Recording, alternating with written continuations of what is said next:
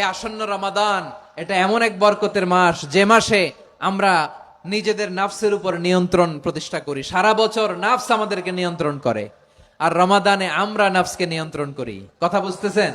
সারা বছর নাফস আমাদেরকে নিয়ন্ত্রণ করে।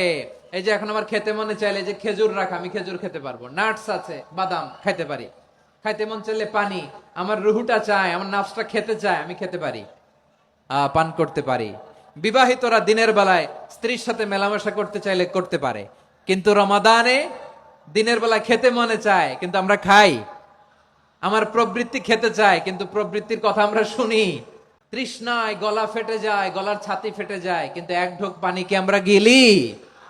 বিবাহিতরা দিনের বেলা স্ত্রীর সাথে কি মেলামেশায় যায়? না। তার মানে সারা বছর নফস আমাদেরকে নিয়ন্ত্রণ করে, আর রমাদানে নফসের উপর আমরা নিয়ন্ত্রণ প্রতিষ্ঠা করি। নফসের লাগাম আমরা রমাদানে টেনে ধরে, চিল্লায় বলেন ঠিক কি না?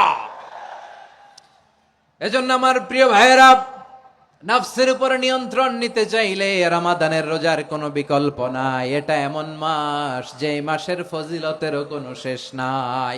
এই মাসকে বলা হয় দ্য মান্থ অফ হোপ। এটা আশা জাগানিয়া মাস। রমজানের কথা শুনলে আশা জাগে না হৃদয়ে?